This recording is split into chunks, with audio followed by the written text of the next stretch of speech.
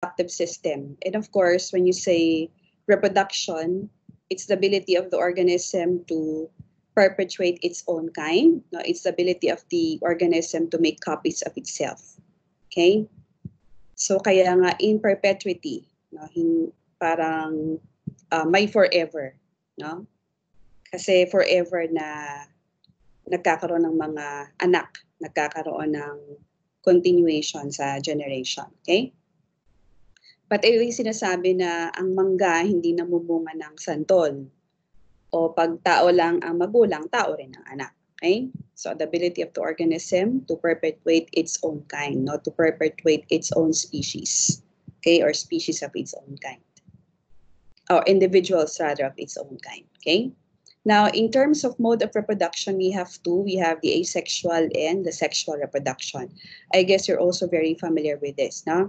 So again, when we say asexual reproduction, okay, it usually involves one parent or one cell, and there is no union of gametes, okay, no union of egg and sperm, okay, because the individual or the organism is capable of reproducing on its own. And since it is performed by lower forms of organisms, an organism is able to make several copies of itself. No? In some other species, it's able to make even hundreds of copies of itself or thousands of copies of itself, depending on the need of the individual. Okay, so you have here forms of asexual reproduction. So one form is budding. So this is a hydra. Okay, so you have here a hydra. A hydra is an example of a stinging animal. Okay, this is again a relative of the jellyfishes, of the sea anemones. Okay, so a hydra is able to reproduce by forming a bud. Okay, and then after some time, the bud detaches from the parent and it develops to become another hydra. Okay, now in some organisms, like Plasmodium, no? Plasmodium species is the causative agent of malaria. Okay, and in the Philippines, we have several provinces now with malaria. That's why we are given prophylaxis before we go to those areas. Okay, so this is how Plasmodium species, okay, reproduces inside the red blood cell. Okay, because Plasmodium species is a blood parasite. Okay, it's able to undergo multiple fission. Okay, so specifically for Plasmodium, multiple fission is termed schizogony. Okay, so when Plasmodium reproduces itself, okay, so many copies of itself, so it now invades the red blood cell. So when there is an increase in the number of cells, no, this causes the RBC to rupture, and the Plasmodium, okay, tends to infect other red blood cells. Okay, kaya delikado ang malaria. Okay. Now another form of asexual reproduction is fission. So this is multiple fission or schizogony. Now we have also binary fission. So when you say binary fission, an individual is able to produce two copies of itself. So it's either a transverse binary fission, as exemplified by the paramecium, or a longitudinal binary fission. Okay, so in both cases, two individuals are produced from one parent cell. Okay. Another form of asexual production is fragmentation, and fragmentation is exhibited by sea stars, by echinoderms. Okay, so echinoderms are a group of invertebrates which can regenerate parts, or which can regenerate individuals coming from parts. Okay, so you would see in marine areas, no, if a starfish, usually, no, a starfish has 5 arms, but you can see some individuals with a growing arm, minsan 2 growing arms pa, okay, depending on the condition. Okay. Another form is gemulation. So gemulation is a process performed by sponges. Okay, and in gemulation, you have the production of parang resistant spores. Now, we call these spores as gemules. So this is one gemule. So if you can remember our discussion of the seed, diba? You have the opening to the seed, it's the microphyll. So it's the same thing in a gemule. But a gemule is again an asexual productive structure of a sponge. And a sponge is not a plant, it's an animal. Now, sponges are the simplest animals. Okay? So gemules are released. They are formed when conditions are unfavorable. So of course, no, they will be transported by water going to the different parts of the ocean or wherever. And then when conditions are already favorable, they can also germinate, no, like the seed. Okay? And then, ito pala ay, this is a gebule of a freshwater sponge. No? Okay, so in terms of sexual production, so in sexual production, you already have here inclusion of usually two parents, and there is the union of gametes. You have the egg and the sperm. Okay, now there are forms of sexual production also. So one is hermaphroditism. Okay, so a hermaphrodite is an individual having both the female and male reproductive systems, no, in one body. So if you can remember the term monoecious or monoeci, okay? So yan, no, yung parehong kasarian daw ay nasa isang individual. Okay? So it's neither a male or a female, so it's both. Okay? And though organisms are hermaphrodites or monoecious, no, though an individual contains the male and the female reproductive systems, it cannot reproduce by itself. So it still needs a partner. So in this case, you have here an earthworm. Okay, an earthworm in copulation. Okay, so the partners, they actually exchange egg or sperm. Syempre sperm, no, hindi egg, because the egg has to stay within the body of the organism. So there is now an exchange of sperm. Okay, so this individual giving its sperm to this individual, this one to this individual. Okay, so hindi porket nasa kanya pareho ang panglalaki at ang pangbabaeng kasarian ay pwede na siyang mag-reproduce mag-isa. Kailangan pa rin niya ng partner. Kailangan niya pa ng kapalitan. No? Hindi niya pwedeng sabihin, meron naman akong parehong testes. Nakakagawa ako ng sperm. Meron din akong ovary. Nakakagawa ako ng egg. So mag-reproduce na ako mag-isa. So hindi pa rin pwede yan. Okay? Now another another example is the leech. No? So a leech is also hermaphroditic. Okay, but then again, they have to exchange sperm masses before they can actually reproduce. Okay, now higher groups of organisms or invertebrates, no, up to the vertebrates. So we are dioecious. So it means we have separate sexes. Now we have already the male and the female. So like in the case of the spinworm, now you have here the female, you have the male counterpart, okay, and there is already the union of the egg and the sperm coming from the individuals, okay, and also that's true for the vertebrates and for higher animals, okay. Now, another in terms of fertilization, okay, there are two types. So it shows you external fertilization. I guess I've already mentioned this when we discuss the characteristics of life. So when you say external fertilization, of course, fertilization of eggs, okay, happens outside the body of the female. So we said that the rainy season is actually the mating time or the mating season for species of amphibians. Now, because of the abundance of water, because water is very important in the process of fertilization. Because we said that the sperm cells would have to swim, okay, in order to fertilize the eggs, okay? And we said that this couple is in amplexus or a copulatory embrace. So sa mga palaka, sa mga toad, akap-akap lang okay na, okay? So embrace lang okay na.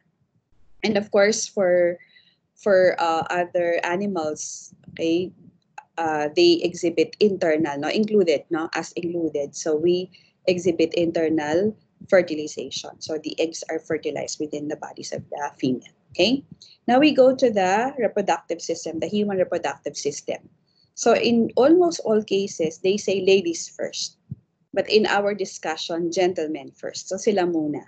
Okay? Bago na yung mga pambabae sa huli. Okay? So the male reproductive system is actually made up of, so it's a lateral section of a male.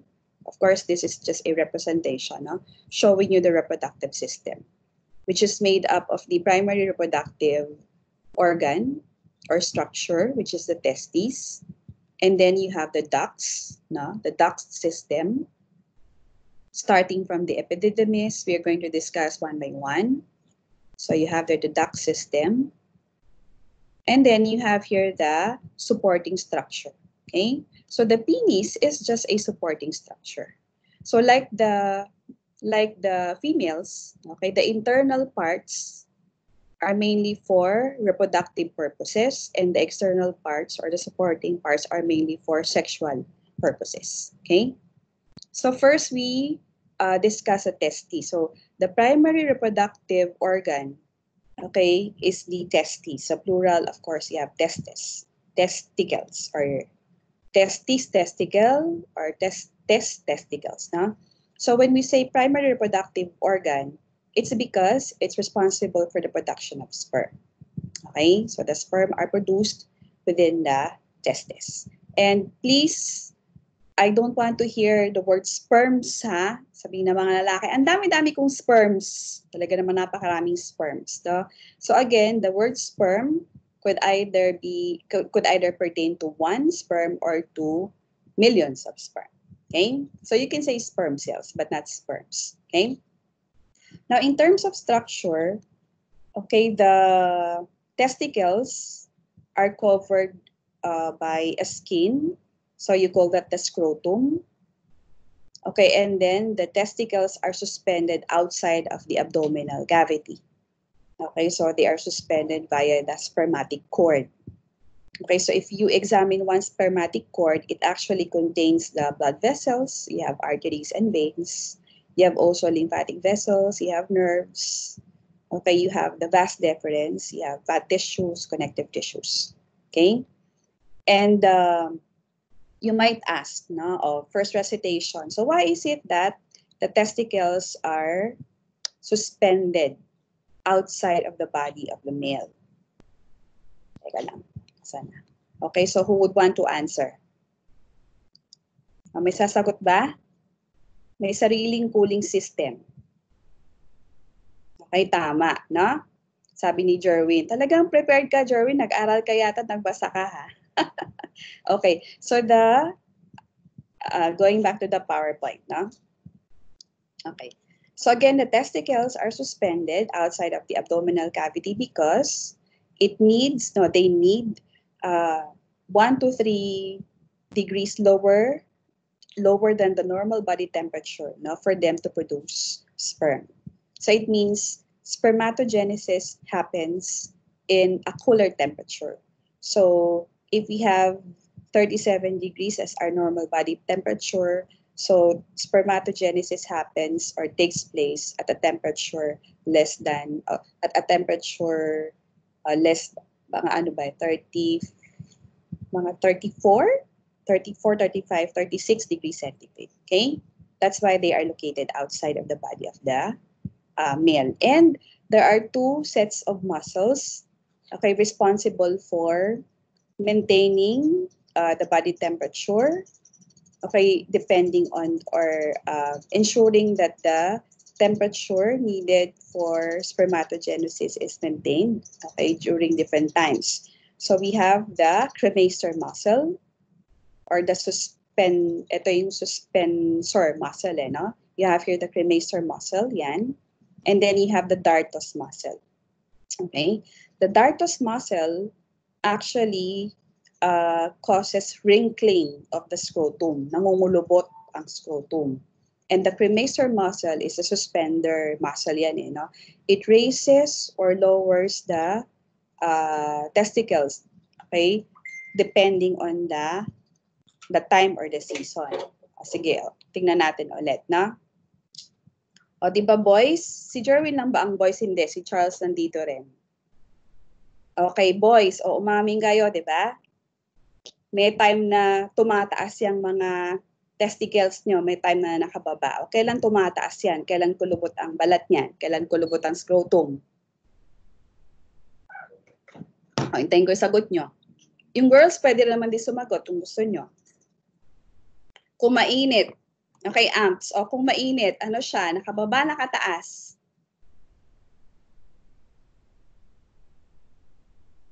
Okay, kung mainit, nakababa. It means that the testicle should be farther from the abdominal cavity so that it would not get heat from the body. Okay? At syempre, kung siya ay nakababa, pag mainit, siya naman ay nakataas at saka kulubot pag taglamig. No? The wrinkling of the skin, during hot days, the scrotum is not wrinkled, no? And the testicles are lower compared to the original location. No? It's because nga, no, in order for it to be farther, in order for them to be farther from the abdominal area, okay, so that again, no, a lower temperature is maintained. So during very cold times naman, the cremaster muscles, the cremaster muscles and the dartos muscles, they contract, okay, pulling the testicles up and bringing the scrotum. Again, that's to prevent release of heat, okay, by the from the scrotum or from the testicle, and the testicles are raised now closer to the body. Now, again, to gain the temperature that is needed for spermatogenesis. Okay? So, yan. So, merong dahilan, ha? Merong dahilan kung bakit tumataas, bumababa, at namumulubot at umuunat ang mga scrotum nyo at saka yung mga testicles, ay yung mga ano nyo, yung location pala. Okay? So, yan. Now, if you're going to, that's for the external anatomy. When you go to your human ana, you're going to discuss the details. So we are just giving here the basics, no? The basics and their importance or their function. Now, if you're going to cut open, if you're going to get one testis and cut it open, again, longitudinally. So you have here the internal parts. Okay? So you have here the testes. So if you're going to cut open the testes, okay, so you have several tubes inside. So we call them the seminiferous tubules. Okay, but before that, now in terms of covering, so there are 3 coverings of the testes. I'm not sure ito. So you have here the outermost covering is the tunica vaginalis, this one. So yan. Okay, the next covering, which actually covers the entire testes. Okay, so that's the tunica albuginea. This one, the white one. And the tunica albuginea is actually divided into several, the tunica albuginea, no, has several septa or partitions. Okay, ito yun, no? So yung white. Dividing the testes into lobules. Okay? And the lobule is now lined with the tunica vasculosa. So the label is not found here, no? So again, outermost is tunica vaginalis.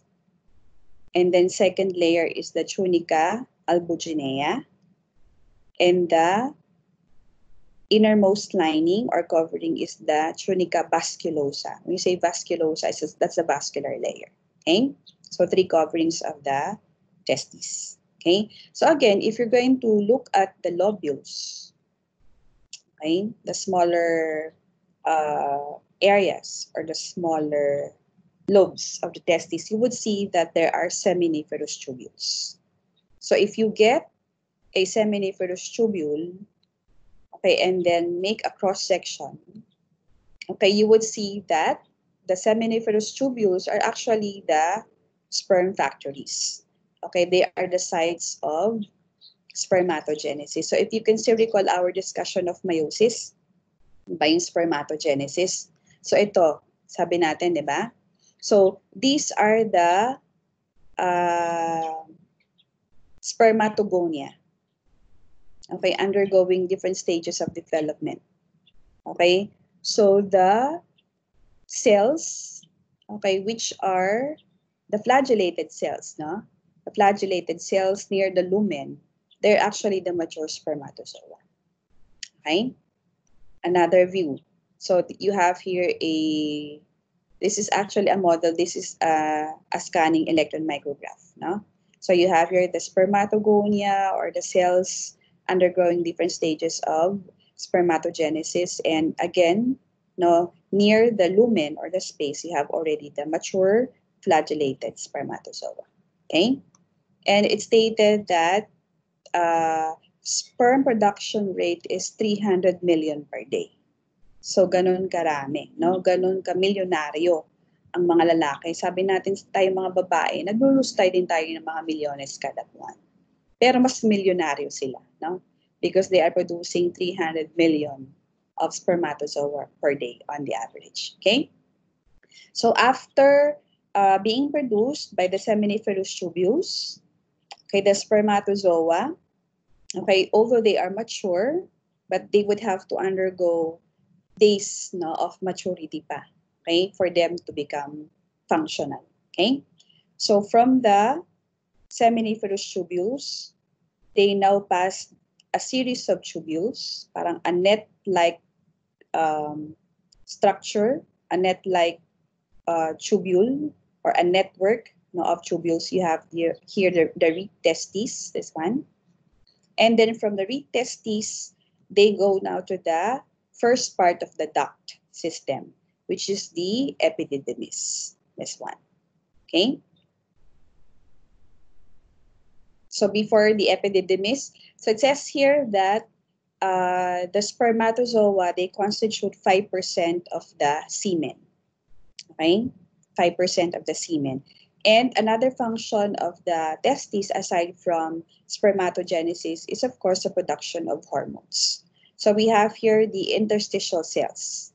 So when you say interstitial, they are found in between the seminiferous tubules. So they are responsible for the secretion of testosterone. Okay? So the testosterone is very important in the proper functioning of the reproductive organs, in the maintenance of the testes. It's also very important in sperm maturation. And of course, during puberty, it's very important in the development of secondary sexual characteristics. So what are examples of secondary sexual characteristics? Sige nga. What are examples of secondary sexual characteristics? What happens to men? What happens to teenagers as they enter adolescence or puberty? What happens to them? What changes happen to them? Yun yung mga secondary sexual characteristics. Tulog na? Okay, so you have, anong voice, Jerwin? Okay, so you have, growth of hairs all over the body. Okay, you have, yung alam niyo yung pumipiyok? Okay, because you have the development of a deeper voice. Parang, pare, okay, na parang ang laki-laki ng boses, no? Because we said that the development of the bones, the cartilages, no, is affected by the male hormone. And during this time, your vocal cords, no, which are initially thin, they now grow. They become thicker and broader. Of course, during adolescence, you have a gradual, diba? A gradual increase in the size and also in the thickness. So yun yung nagpapalit-palit, nagpipiyok-piyok ang boses. Na? Sabihin, the vocal cords are undergoing stages of growth and development. So pag na siya, makapal na at malaki na, yun na. Permanente na yung boses. Okay? Ano pa? Aside from growth of hair, aside hair all over the body, aside from the deepening of the voice, you have the broadening of the shoulders, you have the narrowing of the hips. No? So they are examples of secondary sexual characteristics. Okay? So going back to our presentation. So yeah, no? So again, you have here the functions of the testes. You have spermatogenesis and you have production of spermatozoa. Okay? Now for the duct system, so the first portion of the duct system is the epididymis. Okay, so it has three parts. You have the head. So immediately after the testes, you have the head, no? the head of the epididymis. So when you say epididymis, epi meaning above, didymos meaning testes. So the structure above the testes. Okay. So you have, Okay, so you have here the head of the epididymis. Okay, you have the body of the epididymis, and then you have the tail of the epididymis. Okay, and if you're going to examine the inner part, again, you have the presence of the epididymal ducts. So we call them the ductus epididymis, ductus epididymis. And they say if you're going to get and elongate or stretch rather the ductus epididymis, no, it's about 6 meters long. Okay, 6 meters long, and it's about 1 millimeter in diameter. So mahaba rin yun, 6 na metro, no? What do you think is the purpose of the epididymis? So we said, okay, even if the spermatozoa produced by the seminiferous tubules are already mature, they would still have to undergo further maturity. Okay? So the epididymis is very important in the temporary storage and of course maturation of the spermatozoa. So from 10 to 14 days, okay, that the sperm remain inside the epididymis, no, they become more viable. Okay, they become more motile, mas malikot. Okay, and they become fertile. Okay, so again, no, the epididymis is very important in the maturation. No, in the maturation, in increasing the mobility, in the fertility of the spermatozoa. And they say that the spermatozoa can be stored up to 1 month inside the epididymis. Okay? So after 1 month, if the spermatozoa are not expelled, okay, going to the duct, they would just die. Okay, they would just degenerate, and the materials will be absorbed by the circulation. Okay, so again, no, they would have to be. Remember, no, the spermatozoa are made up of the basic macromolecules. So the macromolecules will just be reabsorbed and they will be reused. They will be recycled, not depending on the need of the body. Okay. So if ever the spermatozoa will be expelled, so the next part of the duct is the vas deferens. Okay. So we have here the duct system, no? So again, you have here the epididymis. So from the epididymis, the spermatozoa now travel the vas deferens. Okay, the vas deferens or the ductus deferens. Ito. So spermatozoa travel from the vas deferens, okay, going to the next part, okay, of the duct, which is the ejaculatory duct. So ito. Okay? So before the ejaculatory duct, what's a very important, so the vas deferens is very important in conveying sperm, okay, from the epididymis going to the ejaculatory duct. Okay? And when men opt to undergo family planning, okay, so some men have their ductus deferens cut and tied. So yun yung vasectomy. Okay, so hindi lang babae ang nagpapatali, ang lalaki nagpapatali din para hindi na makabuntis. Okay? So pwede magpatali ang babae, pwede rin magpatali ang lalaki, no? So in vasectomy, okay, kaya nga vas, no, vasectomy. Okay? In vasectomy, the vas deferens is cut and tied.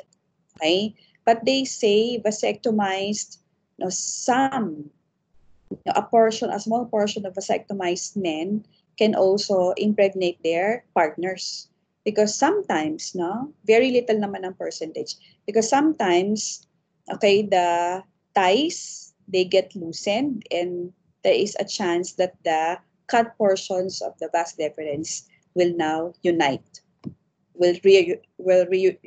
So it means that the if this happens, no, the man, no, can still impregnate the partner, his partner. Okay. Now, anyway, so from the ductus deferens, spermatozoa now travel going to the ejaculatory duct. Okay, so from the term ejaculatory duct, this now conveys, okay, sperm, okay, from the vas deferens and seminal secretions, no, from the glands, okay, going to the urethra, going to the prostatic urethra, going to the prostatic urethra prior to ejaculation. Okay, so as you can see, the ejaculatory duct is actually a fusion of the vas deferens and the duct coming from the seminal vesicle. Okay, so yeah. So again, it conveys semen. It conveys semen and seminal fluid, okay, to the prostatic urethra prior to ejaculation. Okay? So, yan. So, after the ejaculatory duct, of course, you have the urethra. Mali ang aking arrow. I adjusted this. So, urethra is this one. Okay? Okay, so during intercourse, okay, when the man is about to come, of course, semen now passes the urethra. Okay, the entire length of the urethra until it is expelled outside. Okay, and urethra, now the urethral duct is said to be acidic. Okay, that's why the pH of semen is slightly basic. So we are going to discuss that when we go to the characteristic of the semen. Okay, so there, no? So from the testes, diba, from the seminiferous tubules, if you're going to go back, yan, no? So from the seminiferous tubules to the weak testes, okay, to the ductus epididymis, and then you have the vas deferens. Ito na, no? You have the vas deferens, and then you have the ejaculatory duct, and then you have the urethra. Ito ha, prostatic urethra, membranous urethra, and so on and so forth. So you have the urethra until semen is expelled outside the body of the male. Okay? So that would be for the duct system. So we are done with the primary reproductive organ, which is the testes. We are also done with the duct system. Now let's try to see the accessory structures or the accessory glands. No? So one of the accessory glands is the seminal vesicle, this one. The seminal vesicle contributes 60%, okay, to the developing semen. Okay, so it produces, it secretes, no, and it produces and secretes prostaglandins. So prostaglandins are very important in viability, no, in the viability and the motility of the sperm, in increasing viability and motility of the sperm. It also produces and secretes fructose. Okay, so if you can recall, fructose is a sugar. And what is the purpose of fructose? O, recitation ulit. O, bakit may fructose ang semen? Sino sasagot? Bakit may sugar ang semen?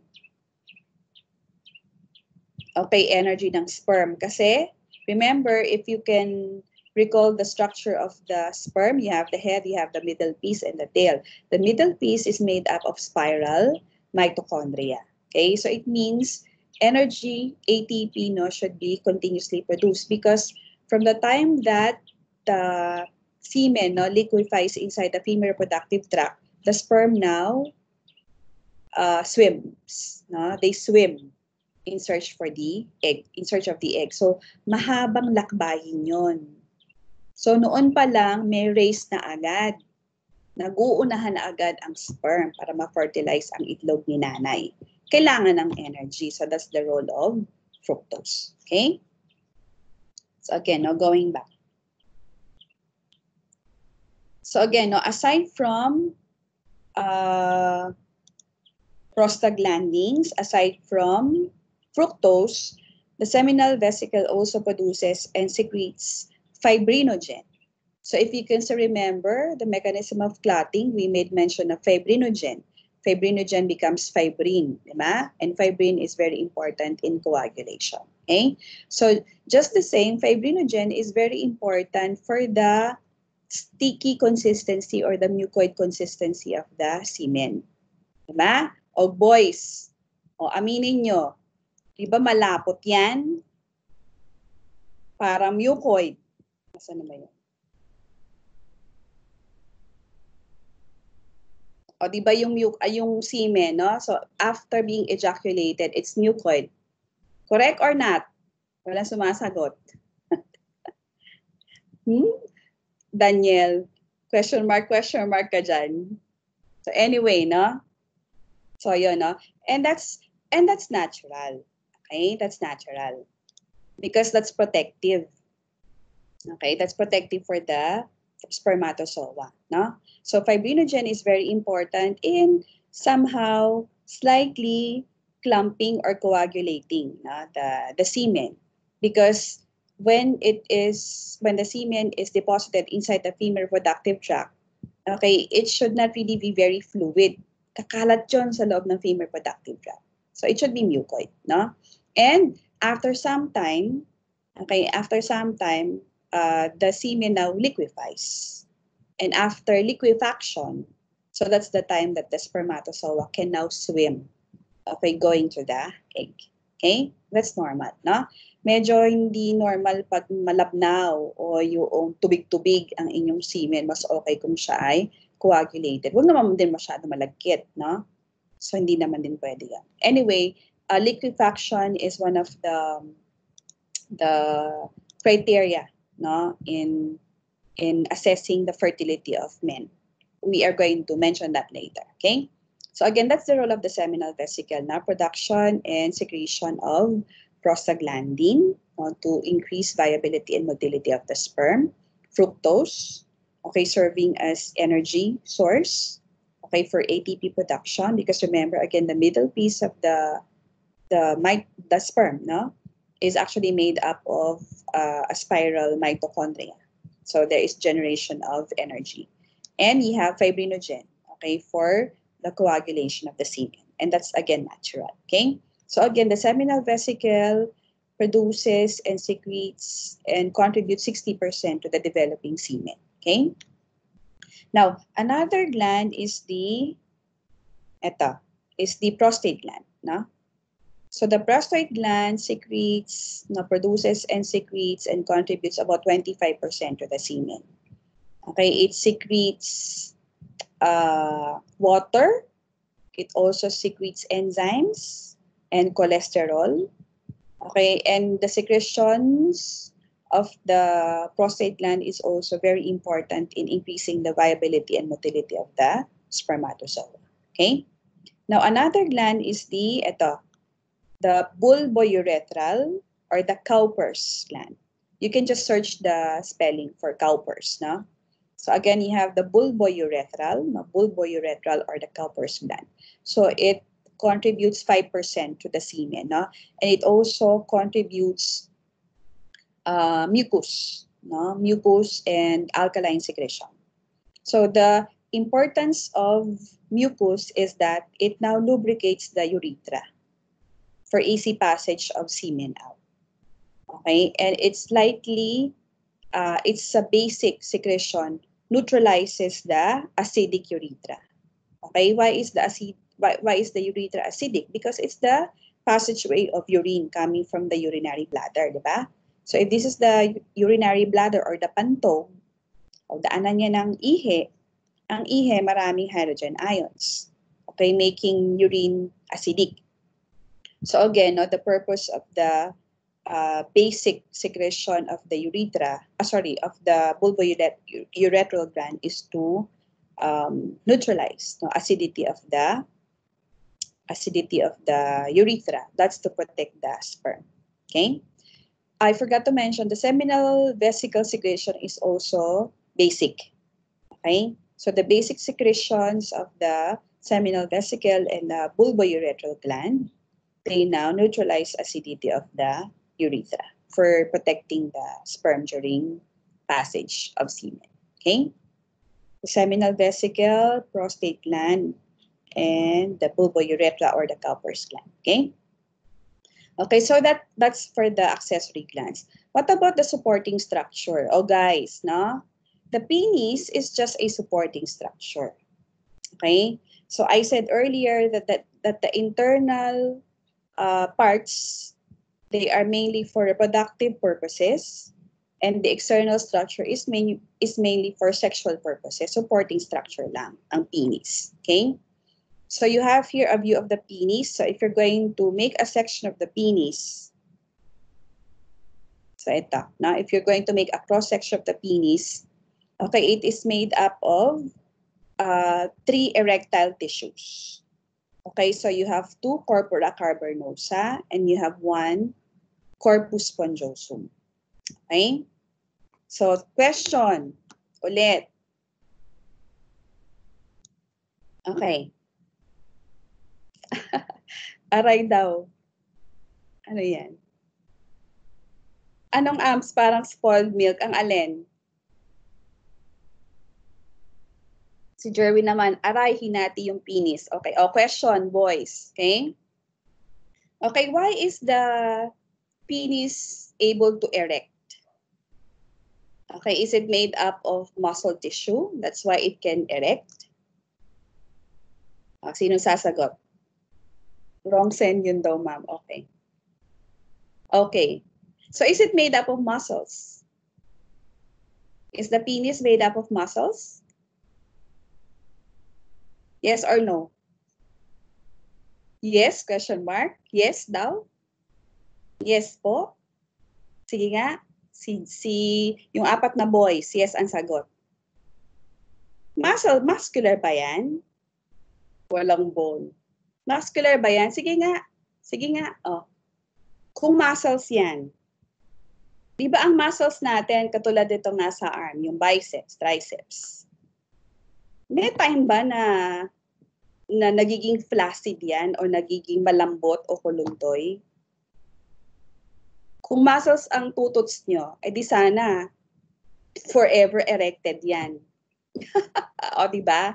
So, it's not made up of muscle tissue. May mga smooth muscles lang yan sa kanyang wall. Pero it's not made up of muscle. Kasi kung muscle yan, once na nag-erect yan, hindi na magiging flaccid, hindi na yan magiging kuluntoy. Di forever erected na dapat yan. Di ba sponge siya? O para siyang sponge, no? It's made up of erectile tissue. So going back to the PowerPoint. Okay. Wait. So yun, no? So again, it's not really made up of muscles. May mga smooth muscles lang yan sa mga walls niya, no? But it's made up of erectile tissue, parang spongy tissue, no? So again, you have here 2 corpora cavernosa and 1 corpus spongiosum. So when you say erectile, so it's the tissue is able to expand, okay, depending on the amount of blood, okay, that would now go to the area or to the tissue. Para siya may mga spaces, no? And the spaces now are filled with blood. That's why the penis erects. Okay? So if you can see, you have here arteries, diba? You have arteries supplying the testes. You also have veins draining the testes. So during erection, the arteries supplying the testes, no? Supplying the corpora cavernosa, they now dilate. And the veins draining the testes, they constrict. Okay, so that blood remains, no, inside the penis. That's why it erects. So they say that 90% of blood flow is now trapped in the erectile tissues. That's why the penis can erect. So after stimulation, the penis becomes flaccid. So the arteries, they constrict, the veins, they dilate, and more blood will be drained from the penis. So yon, hindi dahil siya ay muscular, ha? Baka sabihin niyo, muscular yung tutots ko. Hindi muscular yan. It's made up of erectile tissue. Okay? So, yan, no? So, another view of the testes showing you the corpora cavernosa. And ito pala, no? What's the purpose of the corpus spongiosum? As you can see, it now surrounds the urethra. Okay, so the corpus, the presence of the corpus spongiosum prevents the urethra from collapsing. Okay, para hindi naman siya naiipit. Na? Now, going back to the anatomy, okay, the penis has a dilated part or an expanded part. That's the glans penis.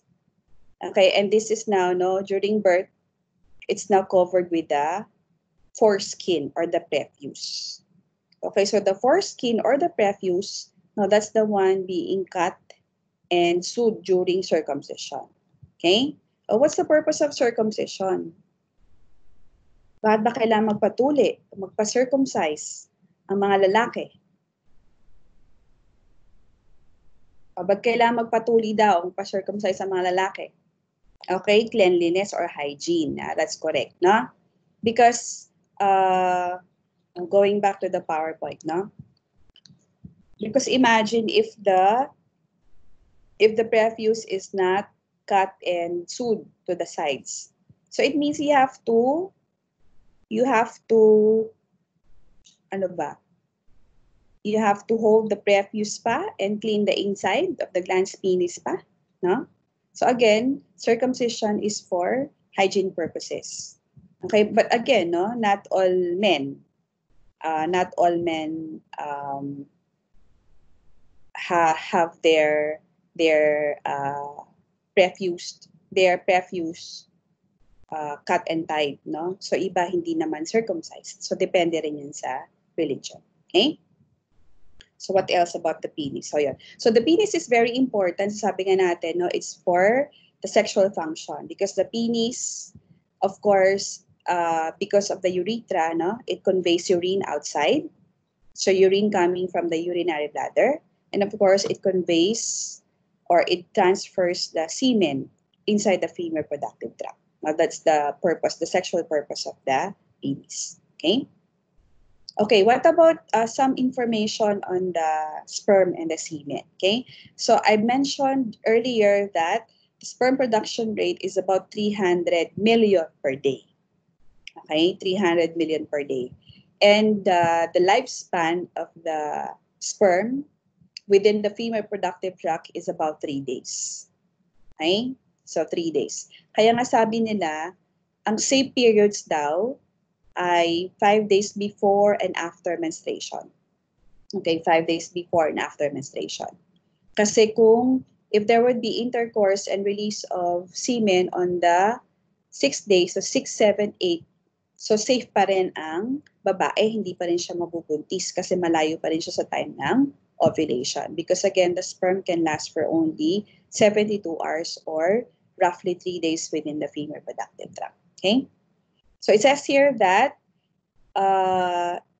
in relation to semen, no? So the average volume, okay, of semen in an ejaculation is 2.5 to 5 ml. Okay? Ano ba to? Mga isang kutsarita, no? So per ejaculation, the volume of semen is 2.5 to 5 ml with 50 to 150 million sperm per ml. So take note, no? So ganun kayo kamilyonaryo. You are producing 300 million of sperm per day, and in an ejaculation, no, for every 2.5 to 5 ml of semen, no, you have for every ml, no, you have 50 to 150 million sperm. Okay, and sabi nga, no, it has a slightly alkaline pH, 7.2 to 7.6, and the pH is due to the products or the secretions of the seminal vesicle and the bulbourethral gland or the Cowper's gland. Okay? So, yan. So, semen. And it says here that we are so lucky to be here in this world because only of the millions of spermatozoa of our father, only one is able to fertilize the egg of our mother. Okay? So, noon pa lang, journey na yan. Diba? Yung pinakamalakas na sperm, yun lang ang umabot sa egg cell ng inyong nanay. So, that's why,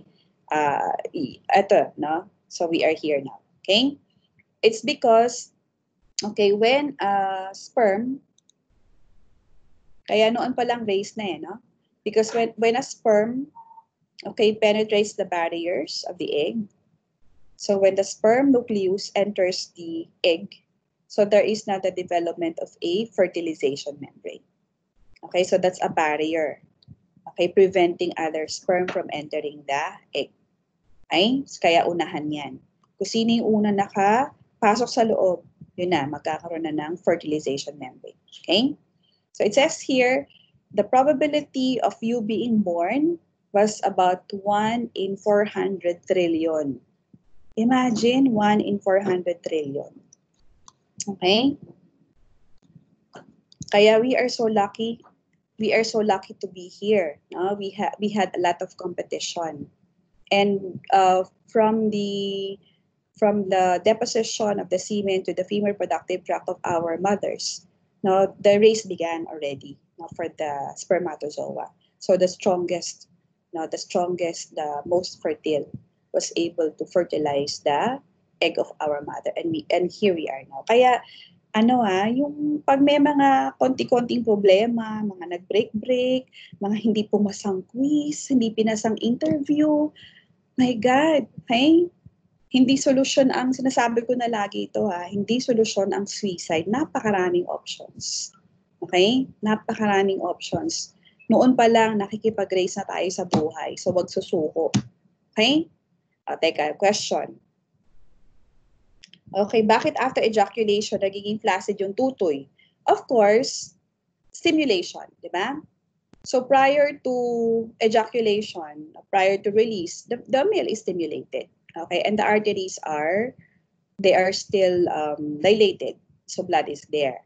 Okay, so after ejaculation, so syempre, wala nang stimulation, so the arteries now, they constrict, and the veins, they now dilate, so more blood flows away from the testes. Okay?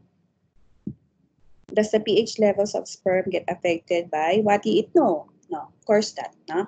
Because what you eat, no, foods, they enter the digestive system. Magkahiwalay naman yun. No?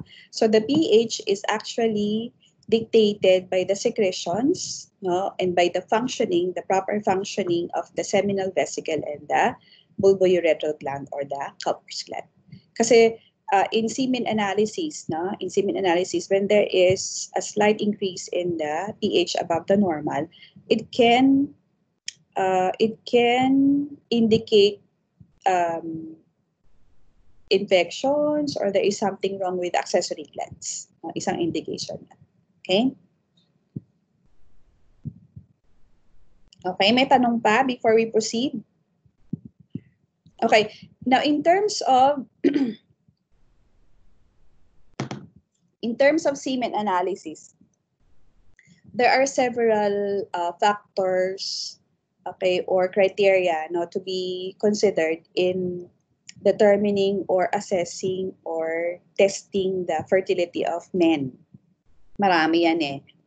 So one is the sperm count. Okay, so it's stated that, sabi natin kanina, for every ejaculation, okay, a man is able to release 2.5 to 5 ml, and there are 50 to 150 million of spermatozoa per ml of semen. No? Now, if the sperm count is less than 20 million per ml, okay, that could be a sign of infertility. So 20 to 40 million per ml is borderline normal for males. So that's one sperm count. No? Another is the amount of fructose. So dapat meron, because sabi natin, fructose is very important as a source of energy, for ATP production. So no energy, no ATP, no fructose, no ATP production, the sperm cannot really swim that far. Mahabang langoyin yun from the uterus, diba? Going to the fallopian tube, mahaba-haba yun for spermatozoa. Okay? Another is liquefaction. So sabi, no, if there is a delayed liquefaction, pagiging liquid na pag-liquefy, if there is a delayed liquefaction of the semen for more than 2 hours, okay, that could indicate there is something wrong with the accessory glands or there is something wrong with the enzymes necessary for liquefaction. So dapat din, mabilis din agad nagiging fluid ang semen. No? Pag more than 2 hours na at sticky pa rin siya, no? Sabihin, hindi makakalangoy ang spermatozoa palabas. Another is, ano ba yung nandoon? Okay, yung good forward motility. No? Good forward motility. So in the when the sperm are examined, no, it should be that at least 60%, no, at least 60% of the sperm should have good forward motility. Okay? Forward motility. Kasi pag naghanap sila ng egg, so dapat forward ang kanilang pag-swim, no? Hindi kung saan-saan, hindi pa ikot-ikot. So dapat 60%, no, of the sperm would have good forward motility. Another is pH. Okay? So the pH should be maintained 7.2 to 7.6. Another is morphology. Okay? So there should be parang only 30 to 35% of the sperm, no, is permitted to have an abnormal structure. So dapat mga 70, no? 70, 65, 65 and above percent. No, kailangan meron siyang normal anatomy.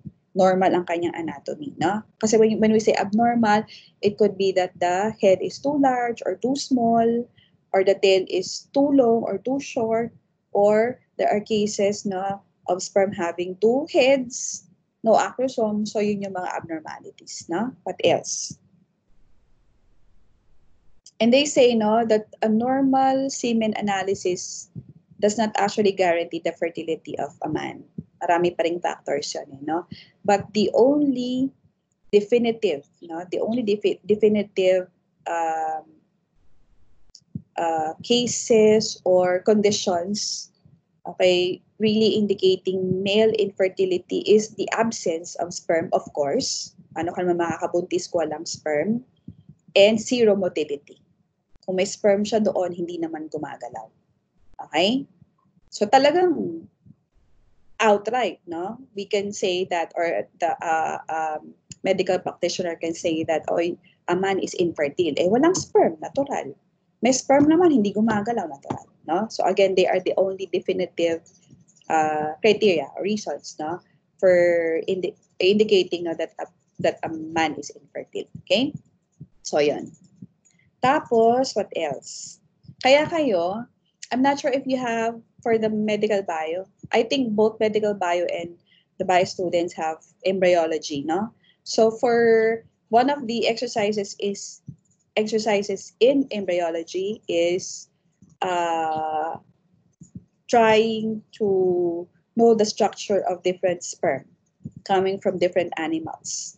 May rooster, may mice, may human, may lion, etc., etc. A bull, rather, no, etc., etc.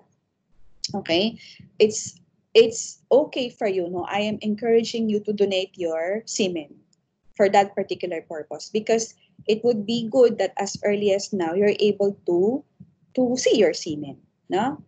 Kasi meron kaming class dati, no, na parang I already encountered 2 students. Yung isa talagang wala siyang sperm. No, dalawa sila. Walang sperm. Meron sperm, mga isa, dalawa, hindi pa gumagalaw. Okay, but they followed the procedure. Kasi you have now the fresh semen, eh. Lalagyan mo lang yan sa slide, lalagyan mo lang siya ng cover slip. Tapos yun na. So, normally, kita dapat yung mga naggagalawan na sperm na ganyan. So, yung dalawang estudyante, wala, as in wala. So, it was a good exercise where they were able to seek advice, no, medical advice. Yun. So, that's the reason why I am encouraging you, no, the males, to actually volunteer and to utilize your semen during that exercise for you to, as early as now, assess the condition of your semen. Okay? May tanong?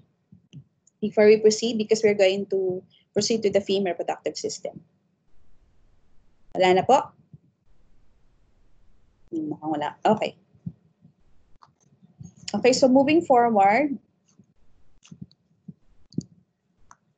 So again, ha, mga anak.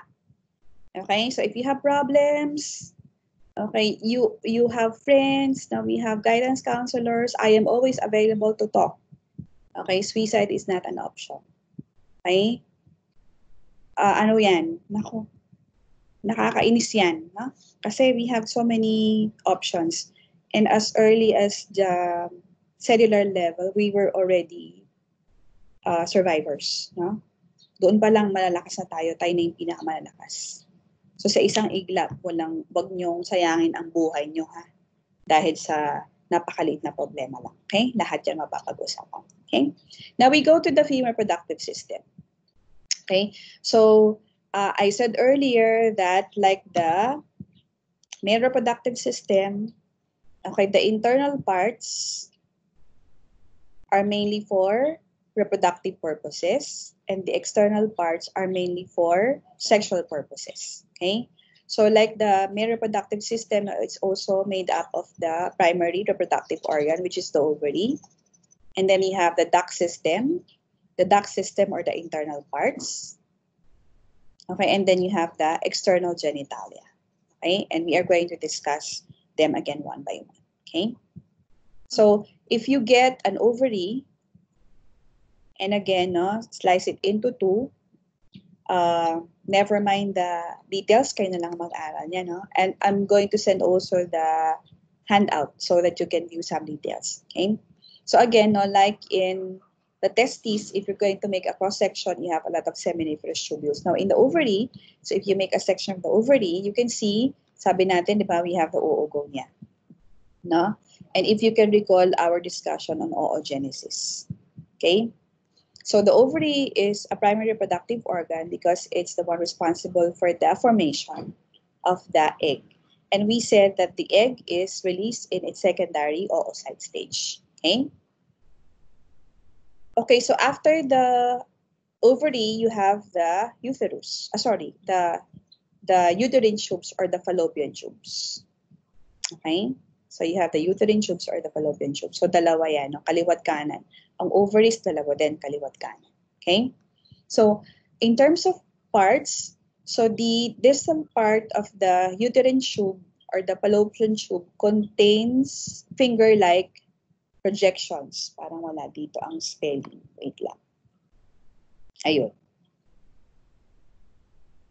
So ito, no? So these finger-like projections are referred to as the fimbriae. Ito, spelling. Okay? So again, the finger-like projections are the fimbriae. Okay, and the fimbriae, they actually sweep over the ovary, okay, prior to the time of ovulation. So ovulation is the release of an egg from the ovary. Okay? So the fimbriae, the presence of the fimbriae, of course, increases the surface area of this part of the uterus so that it can really, this part of the uterine tube, no, so that they can really catch the egg, so that the egg will not go to the abdominal cavity, no, because the egg is supposed to go inside the uterine tube. Okay? Now from this part, okay, the ovum travels, no, the secondary oocyte travels, and one of the functions of the fallopian tube is it's the site of fertilization. Okay, so this is where fertilization happens. Of course, when semen, no, is deposited in the female reproductive tract. So after fertilization, as the fertilized egg, okay, as the zygote, okay, travels, okay, to the entire length of the fallopian tube, it undergoes division. Okay? And it now reaches the uterus. Okay? Now, in males, so we said that males that would want to participate in family planning undergo vasectomy. Now, in females, okay, the counterpart is tubal ligation. Okay, tubal ligation, yung sinasabi nagpapaligate, no? So, ganun din. Like in vasectomy, a portion of the uterus is cut and the ends are tied. Okay? It's also not 100% efficient because in some women, no, very, very small portion naman din. In some women, again, the ties, they get loosened and the fallopian tube parts can reunite. So pregnancy can still happen. Okay? So what else? So yun, sa uterine tubes or sa fallopian tubes. Okay, so next part of the internal structure is the uterus. Ito yung ating sinapupunan o yung ating bahay bata. Okay? Sabi it's pear-shaped. It has 3 parts. You have the fundus. You have the body. This is cut, no? This is cut showing you the layers. Okay, so again, you have the fundus, you have the body, and then you have the cervix. Yung cervix, ito yung sinasabing sipit-sipitan. No? Ito yung sinusukat pag manganganak kung nagdadilate o hindi. Okay? So, yan, no? Now, in terms of layers, so again, this is cut longitudinally. So, you have 3 layers. So, the outermost layer is the perimetrium. And then the muscular layer is the myometrium. No? Ang kapal ng layers ng muscle. And the innermost layer is the endometrium. Okay, the endometrium is the one being sloughed off during menstruation. Okay, and again, the myometrium is very muscular because what are the functions of the uterus? So one of the functions is that it's the site of implantation. So when sabi natin, during the travel of the zygote, okay, it reaches a certain form, a blastocyst. No? The blastocyst now implants itself in the uterus. Okay? So the uterus is the site of implantation.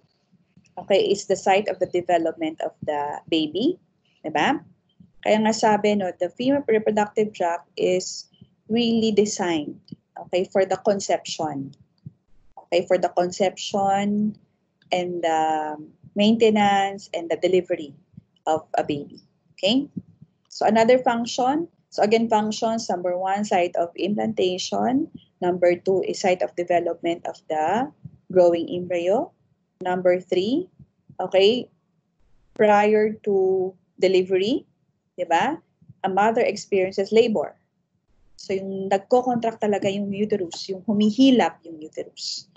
As you can see, the myometrium is very, very muscular. No? So the contraction of the myometrium enables the mother to push the baby out. Okay? Kaya sinasabi, pag malapit na manganak, di ba, naghumihilap-hilap na ang tiyan. At, di ba, sa mga palabas sa TV,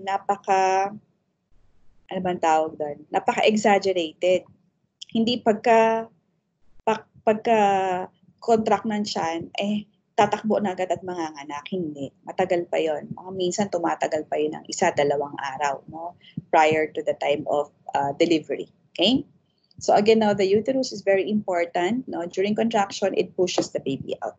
Okay, in preparation for a successful delivery. Okay?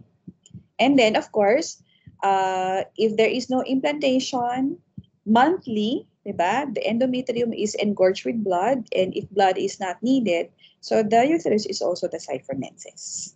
Okay? So yun. So those are the functions of the uterus. What else? Okay na. So it says here, no? It's 7 centimeters long, 5 centimeters wide, but it is able to stretch up to 30 centimeters to accommodate the growing embryo. Okay? So yun.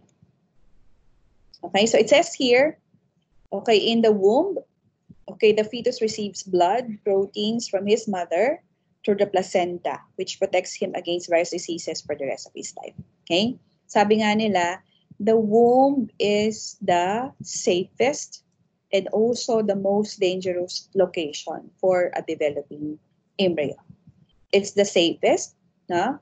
Because the fetus is protected. It's also the most dangerous. Because if the mother decides to abort the baby, ay wala siyang magagawa, diba? Basta lang siya kukunin sa loob.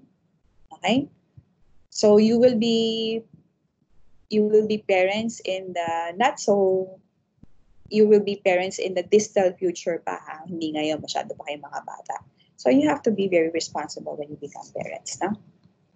So it says here, when the mother suffers organ damage, such as heart attack, okay, the fetus sends stem cells through the placenta to repair the damaged organ, no? So it's not only the fetus. Sabi nila parasite lang daw yan kasi lumalaki siya, di ba? Ginagamit yung mga nutrients. Alangan naman, saan naman siya kukuha, di ba? But it's not only the mother who takes care of the developing fetus. No, the fetus also takes care of the mom. So if there are damages, no, in the body of the mom, so it says here the fetus sends stem cells. And stem cells are very active, di ba? Stem cells are progenitor cells, no? They can be stimulated to become other cell types.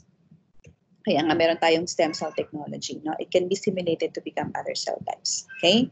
So the fetus now sends stem cells, okay, through the placenta in order to repair damages to the mom's body. So both are benefiting. So the fetus is not really a parasite, no? And who would think that the fetus is a parasite? So, syempre, saan ba siya lalaki kung di siya sa loob ng sinapupuno ng nanay? Okay? So mothers, no, women, so we have a responsibility of taking care of our young. Okay, we should sleep well, rest well. We should take a lot of vitamins, fluids, nourish ourselves, because at the end of the day, we are not only feeding ourselves, but we are feeding our baby. So kung gusto natin mas healthy sila, mas alagaan natin ang ating mga katawan, no? At sabi nga, bawal uminom ng kung ano-anong gamot. Okay, because medications can really affect the development of the embryo. Because remember, they start from cells, from a blastocyst, from a group of cells lang, no? And the cell division, other process can be affected by different medications. Okay. So yeah. Now we go to the vagina. So after again, you have here the ovary, you have here the fimbriae, no, as parts of the uterine tube or fallopian tube, and then you have here the uterus. And then right after the cervix of the uterus, you have the vagina. Okay, so girls, ang vagina po ay hindi ito. Okay? Ang vagina ay ito. Vagina or the birth canal. Okay, so that's the passageway. Okay? So this is not the vagina. No, this is the vagina. Okay? So the vagina is also called the birth canal because this is the passageway of the baby during development. No? It's also the female. It's the female copulatory organ because it receives the penis during copulation. So the male copulatory organ is the penis. The female's copulatory organ is the vagina. Okay? And again, no, it's also the passage of menses. So those are the functions of the vagina. Okay? Now we have here the external genitalia. No? The external genitalia again is just a supporting structure. No? Supporting structure. So if we try to see the anatomy, so it says here the collective term. Okay, collective term for the entire external genitalia of a woman is the vulva or the pudendum. Okay, so again, this is not the vagina, no, but the vulva or the pudendum. Now, in terms of parts, you have here the mons pubis. So when you say mons, from mountain, so that's the elevated area. So it's made up of mostly fats covered with skin and with pubic hair. And sabi natin, no, like all the hairs of the body, the pubic hair is also for protection. Okay? Now you have here the two sets of lips. You have the labia majora, and then you have the labia minora. Okay? And then the cleft, okay, at the middle is called the vestibule. Ito. Okay? So again, the cleft at the middle is called the vestibule. And the vestibule actually houses two openings. You have the urethral opening or the urethral orifice. So that's the passageway of urine. And then you have the vaginal orifice or the vaginal opening. Okay? So if you're going to go back to the previous slide, ito yun, no? So you have here the urethral orifice. So you have here the urinary bladder, the very short urethra of the female, and then you have the orifice or the opening. And then you have here the vaginal orifice. So ito, you have the vaginal orifice. No? Now the vaginal orifice is usually guarded by a thin tissue. That's the hymen. Okay? And the hymen can be ruptured. Okay, of course, by sexual intercourse or by strenuous activity. So, pwede rin siyang masira. No? And in the Philippines, okay, the condition of the hymen determines the virginity of a female. So, pag nasira, they're virginized na, etc., etc. Okay? And of course, no? So, during sexual intercourse, it will be torn, no? Because the erected penis is so large, diba? So, syempre, there is really a possibility of tearing the hymen, no? And sabi, diba, usually the indication of a female losing her virginity is bleeding. Okay, but it's not true for everybody, no? Because some females are not that vascular. So wala din talaga halos dugo. Meron man bahid lang. Meron naman ibang females na talagang vascular, na madugo naman talaga, no? So yeah. And then, again, located at the vestibule, okay, you have the clitoris. The clitoris is an erectile tissue. It's also very sensitive, and this is homologous to the penis of the male. No? And it's also very important in enhancing the sexual function of the female, like the penis. Okay? Okay, what else? Okay, what about glands? Teka lang. So before that, okay, the area between the vestibule and the anus, so that's the perineum. So when you're going to have your healthcare or your FAMCOM, meron yung perineal care, no? So sabi, di ba, when washing, the proper way of washing is it from front to back? Is it from front to back or from back to front? O, recitation tayo.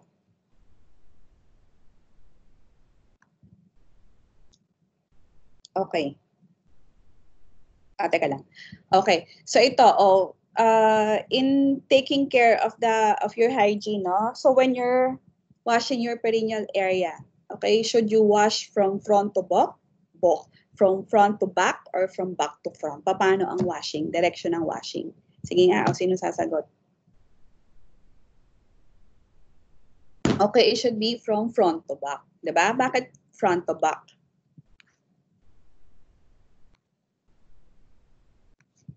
Okay, so remember, especially for females, no? For females, it's very important to wash from front to back, not from back to front. Because remember, you have there the anal area.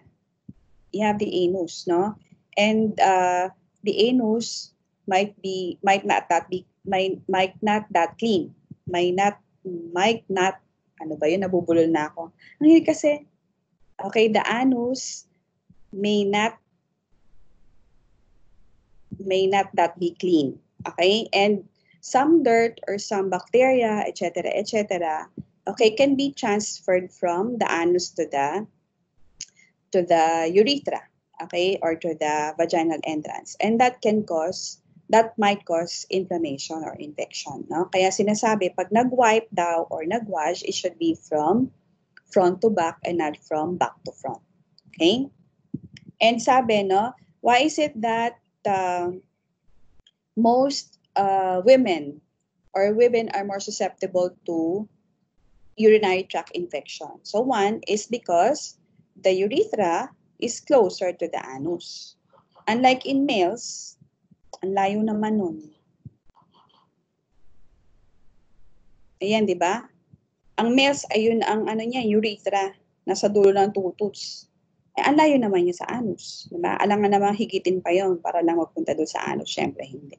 So that's why girls are more prone to UTI than males. Okay? What else? Ano pa? Okay, eto. Now we have here two glands. Okay, responsible for secreting mucus. So you have, no, beside the urethral orifice, we have the paraurethral gland or the Skin's glands. They are homologous to the male prostate. Okay? And they're also very important in the secretion of mucus. And on either side of the vaginal orifice, no, on either side of the vaginal orifice, you have here the greater vestibular glands or the Bartholin's glands, and they are homologous. Now, in terms of function, they are homologous to the male Cowper's gland. Okay, male Cowper's gland. So they are both responsible for the production and secretion of mucus. And mucus is very important during sexual activity. Okay? So ito, no, you're mature enough. So during sexual intercourse, it's the responsibility of the partners, okay, to take care of their partners during the activity, no? So one way to stimulate the female is again by touching the clitoris, because remember, the clitoris is a very sensitive part, and in doing that, no, it helps the skin's glands and the Bartholin's glands not to release mucus. And mucus is very important to lubricate the vaginal entrance, no, for easy coitus or copulation. Okay? So that it would be both pleasurable to the partners, to the male and the female. Okay? So may tanong. Oh, mga ano naman na kayo, mga adults naman na kayo. Si Ams, anong silbi ng hymen, ma'am? Kung palaging nasisira, di ba dapat nawala na siya through the ages? No. The hymen is, remember, the females, no, they become sexually active during puberty naman until adulthood. So it's for protection. Okay? Because the vaginal orifice should be protected. Here's the part. Hindi dahil siya wala siyang silbi. Okay, it's a sort of protection, no? Because it narrows the opening. Ito. Okay, it actually protects the vaginal canal. It's a protection for the vaginal canal. Okay? And remember, the vestibule is closed so that the vaginal canal is really protected. It should not be exposed to the outside, no? So they are for protection. Okay? Hindi dahil walang silbi, di sana wala na lang yan dyan, no? Okay. Now, last part of our discussion is the reproductive cycle. Okay, so ito, it's simpler, no? Okay, so let's try to see, let's try to understand the reproductive cycle of females. So it says here, no, the reproductive cycle is actually an interplay of the ovarian cycle. Okay, so what happens to the ovary actually affect the events happening in the ovary. They affect the events happening in the womb. No? So you have here the menstrual cycle. So the reproductive cycle is an interplay of the ovarian cycle and the menstrual cycle. Okay. So it says here the female reproductive cycle is made up of 3 phases. If we're going to talk of the menstrual cycle, no? So it's made up of 3 phases. You have the menstrual phase. Okay, in the menstrual phase, okay, you have here, it's due to the low levels of estrogen and progesterone. So these low levels of hormones actually starves the low levels, no, they starve the cells of the endometrium, because low levels actually decrease blood supply. So the cells starve and a portion of the endometrium sloughs off. So that's the menstrual phase, no? So it happens for 3 to 5 days, depending on the cycle of the woman. Okay, so the menstrual phase is followed by the proliferative phase. Okay, so the proliferative phase is in between the menstrual phase and ovulation. And take note, no, the menstrual phase and the proliferative phase of the menstrual cycle, they correspond to the follicular phase of the ovarian cycle. Okay. So going back to the menstrual phase, the 3rd phase is the secretory phase.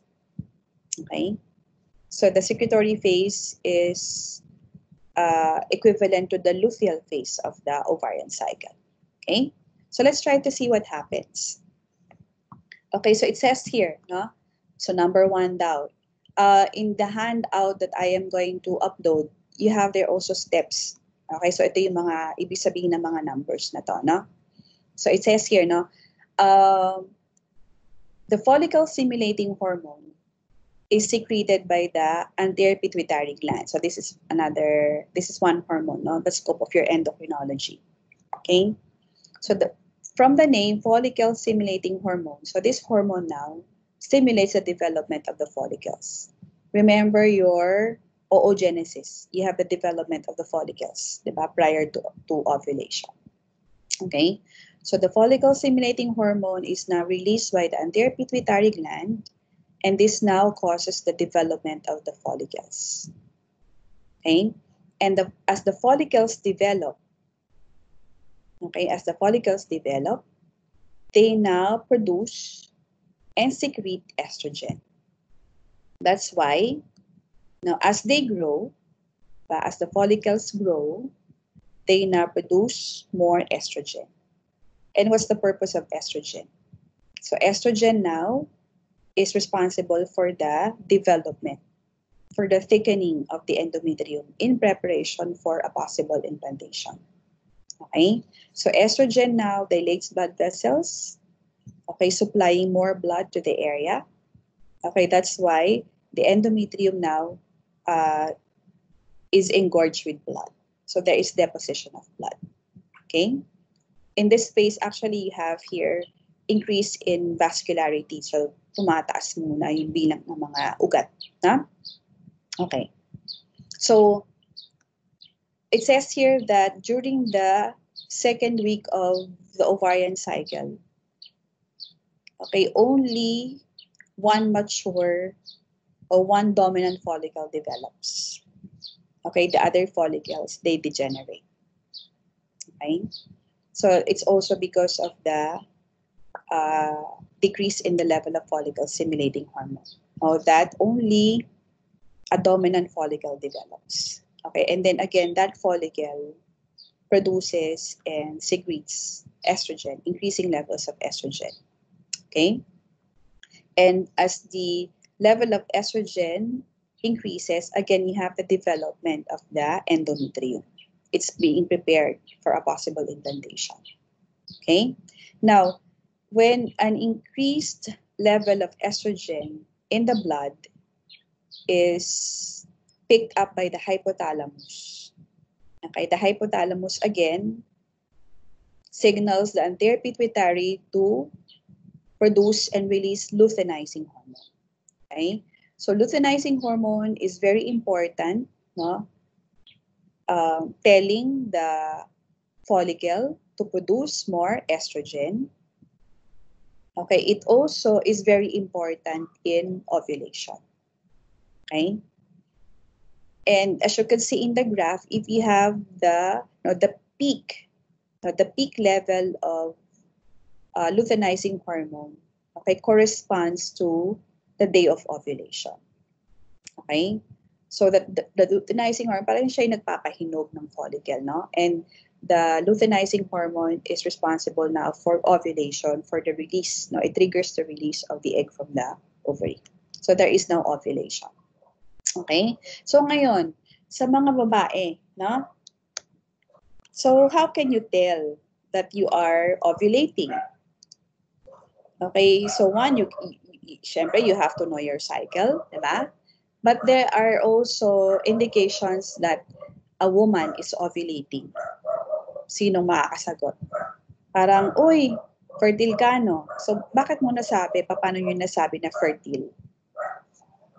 Sino?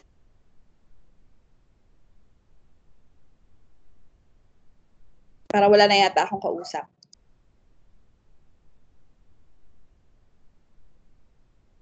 Tulog na sila. Wala? Sa mga babae, paano nyo malalaman na fertile kayo? Hindi po pwedeng lumabas, hindi po pwedeng ma-rape, baka mabuntis.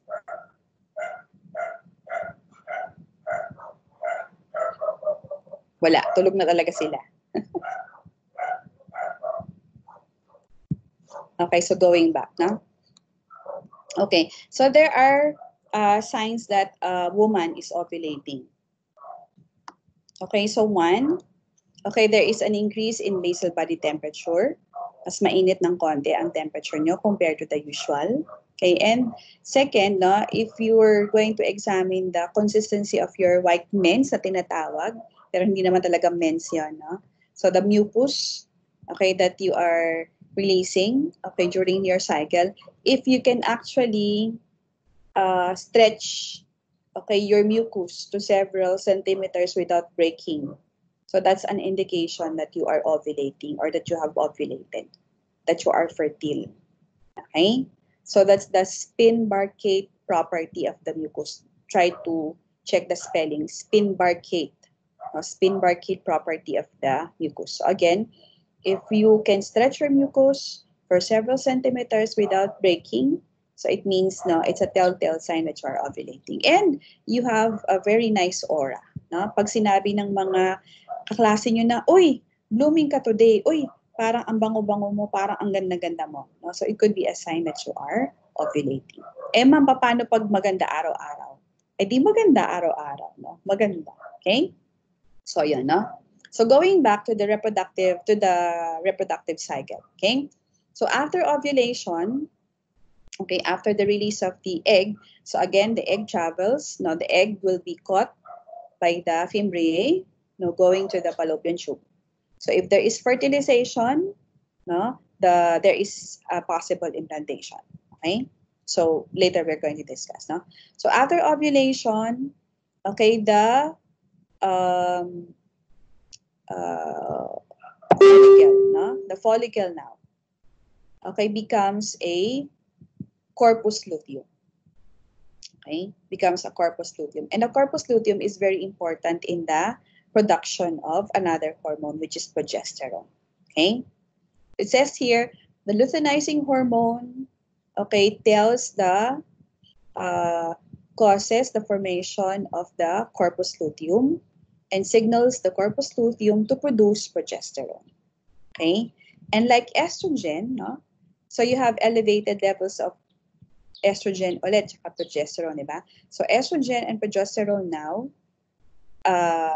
prepares the endometrium. So there is now an increase in the blood supply, again in preparation for a possible implantation. Okay, so the presence of the luteinizing hormone continues to tell the corpus luteum to produce increasing levels of estrogen and progesterone. Okay, especially progesterone. And again, they are both important in the maintenance of the endometrium. Okay, so what happens if there is an implantation? No? What happens if there is an implantation? So the blastocyst, no, the embryo will be implanted. And what's the purpose of this blood? Sige, may kausap na kaya ako?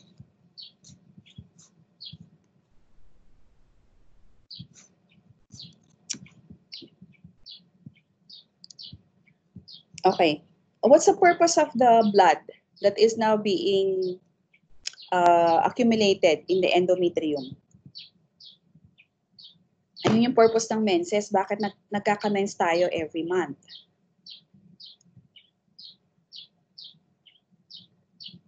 Wala. Wala na talaga sumasagot siya. Diretso ko na. Okay.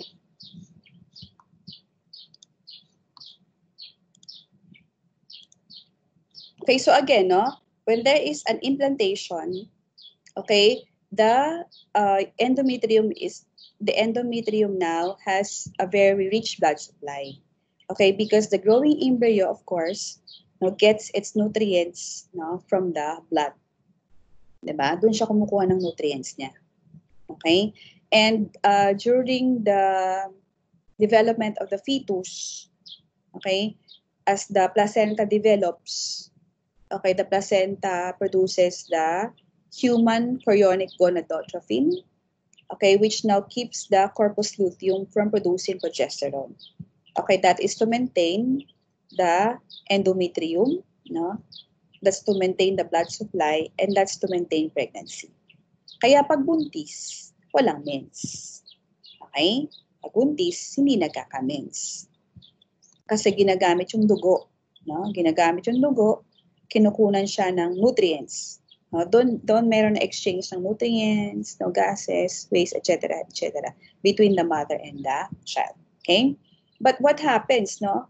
If there is no implantation, dalaga naman, wala namang partner, wala namang asawa, wala namang intercourse, diba? So what happens? There is no implantation. Okay? So it means, no, blood that is stored during that month will not be utilized. So it has to be replenished. Okay? Kailangan mapalitan siya ng bago. Hindi naman siya ini-imbak dyan, di ba? Kailangan mapapalitan siya ng bago. So if there is no implantation, so again, the corpus, actually nagiging corpus callosum na yan, no? It now degenerates. So when this degenerates, okay, there is again a decrease in the production of estrogen and progesterone. Okay, so the blood vessels again constrict. Okay, the cells again starve.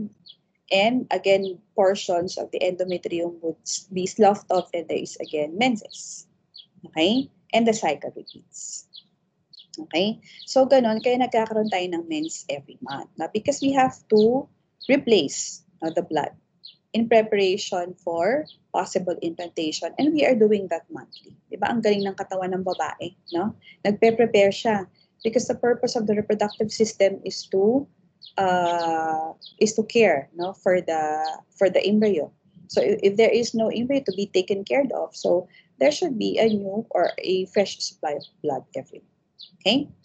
So yun, no? So again, whatever happens, no, whatever events happen in the ovarian cycle, they also affect the events in the uterine cycle, in the menstrual cycle, and vice versa. So ganun din. Okay? Now to end the discussion, so again, no, these are the female hormones that are very important. So remember, you have estrogen and progesterone. They are very important in the thickening of the endometrium in preparation for a possible implantation. And estrogen, no, like testosterone, is responsible for the development of secondary sexual characteristics in females. So again, you have appearance of hair all throughout the body. You have the swelling of the breast. You have the widening of the hips. Okay, you have the thinning of the body. So those are examples. And then follicle stimulating hormone from our discussion. So it now stimulates the ovarian follicles to develop. Okay, the luteinizing hormone, it triggers ovulation. Sabi natin, it also tells the follicle, the ovarian follicle, to produce estrogen and the corpus luteum to produce progesterone. Okay?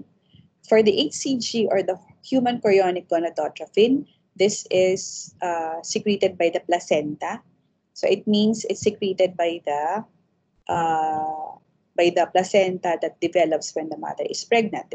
So the placenta is the one covering the baby, one of the membranes. Okay, that's why yung pregnancy test, diba?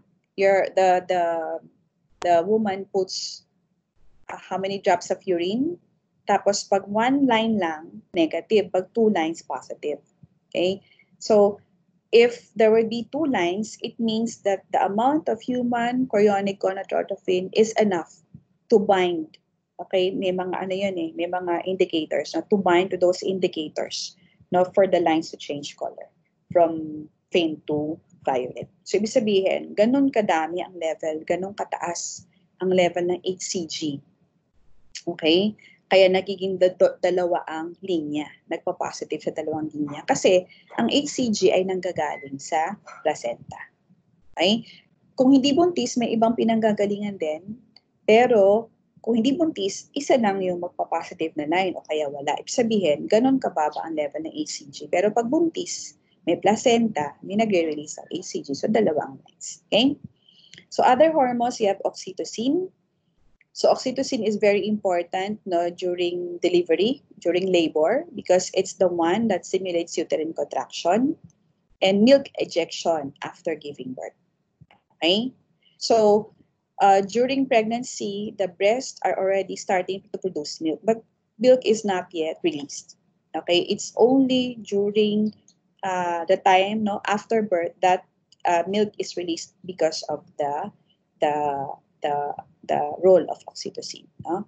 Another is prolactin. No, it stimulates milk production.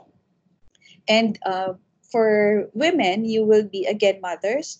It's very important that you feed your young, that you breastfeed your young. Remember in our discussion of the lymphatic system, okay, you have antibodies that are transferred possibly to your developing fetus. And remember that no, in the production of milk, sucking is stimulus. Okay? So kahit meron kayong gatas at hindi kayo magpapadede ng inyong anak, mawawala agad yon. Okay? So kung halimbawa during your delivery, no, even if the baby can't really get enough milk or milk from your breast, so still you have to encourage him or her to suck your breast because again sucking is a stimulus to milk production. Meron ng gatas, pag hindi na siya dinedede ng inyong anak, wala na yung stimulus eh. Kung walang stimulus, ibig sabihin ng katawan, ng utak, ay hindi na kailangan ng gatas kasi wala namang stimulus. Ang stimulus ay sucking. Okay? So kung walang gatas, ipadede sa anak. Okay? Para magkaroon ng gatas. Tsaga-tsaga lang. No? And mind you, no, that's one of the hardships of being a mother, no? Yung breastfeeding. Kasi talaga namang, syempre, masakit, no? Lalo na kung naiipon na yung gatas sa mga breast, so masakit siya talaga. Okay? So I guess I have to end our discussion on the reproductive system. Ano po ba ang nakalimutan ko? So I would now... Okay. So questions? Baka meron po? Before we end, ayun.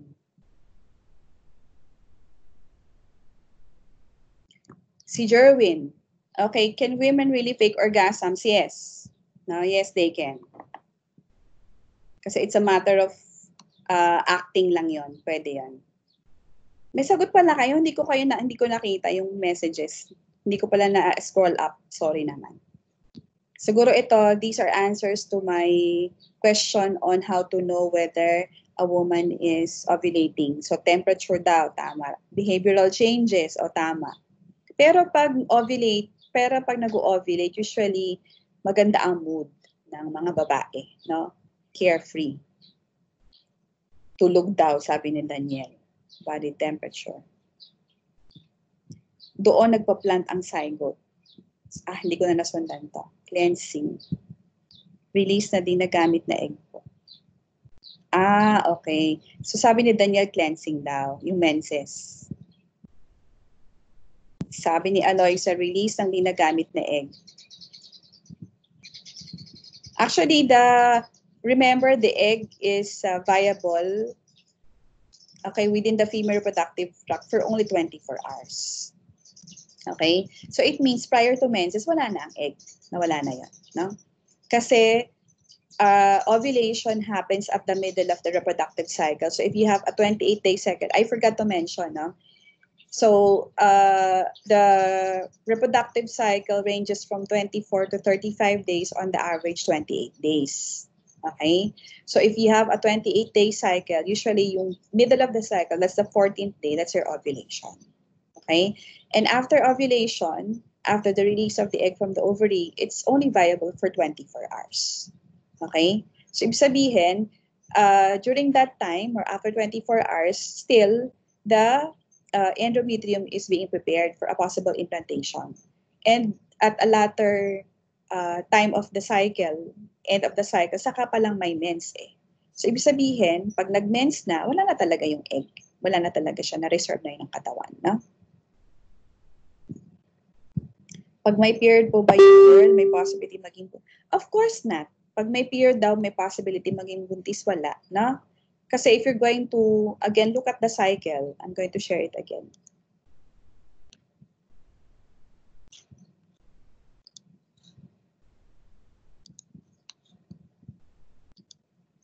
Okay, if you're going to look at the cycle, ito yung may mens eh. Diba? So pareho lang naman yan, no? So mens. So when a female is having menstruation, we try to see the condition of the ovary. There are only follicles. Wala pa siyang mature egg, wala pa siyang ovulation. Okay? So, hindi pwedeng mabuntis pag may menstruation. Kaya nga sabi, di ba, pag may pagbuntis, ay walang mens. No?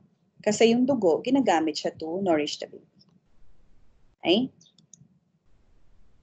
What else?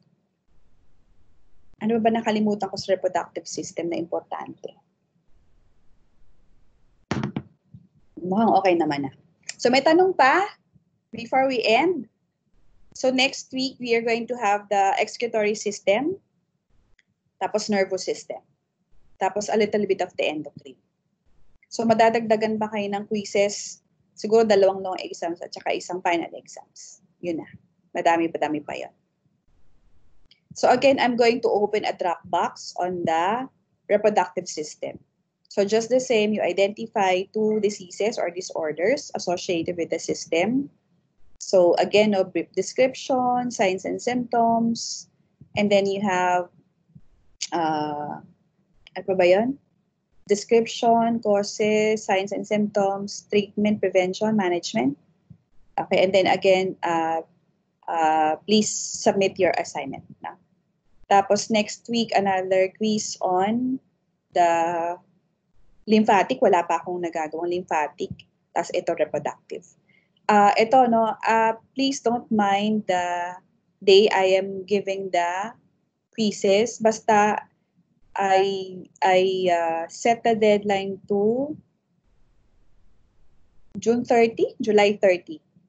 So anytime you can take the quiz, no? Anyway, because we have an extension of the quarantine, so we are very relaxed in the submission of the deadline of submission. Okay? Ito pala. Pag last day ng period po nag-intercourse, safe yun, no? Pag last day ng period, safe na safe pa yan. Super safe yan. No? But try to take note that the partners, both partners should consent to the intercourse because it might not be comfortable to one. It might be comfortable to the woman, it might not be comfortable to the man. So dapat meron ding consent. Pero safe yun. Safe na safe yun. Pinaka-safe. Actually, safest yun eh. Safest yun, wala pang, nagde-develop pa lang yung follicles. Ay sabi na safe days are 5 days before and after menstruation. But again, no, there are several factors that can affect your monthly schedule, your monthly menses, no? Minsan pag stressed, delayed. Okay, minsan naman minsan delayed, minsan naman early. So, yung 5 days before menstruation is not really that safe kasi you don't know you will not know when your first day will be. Diba? So how can you determine the 5 days before? So the safest really is 5 days after your menstruation. Tapos, for those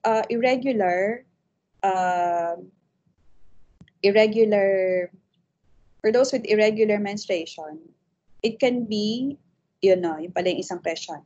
So those with irregular menstruation can be attributed to an irregularity also in the hormones. That's why when you consult a medical practitioner, usually hormones ang binibigay to normalize the cycle. Okay? Ano pa?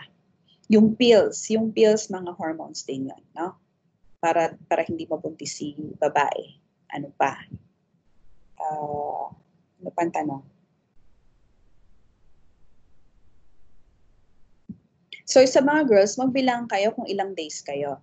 Kasi merong iba 24 days, merong iba 28 days, yung merong iba 30 days. So para alam nyo kung ilan yung cycle.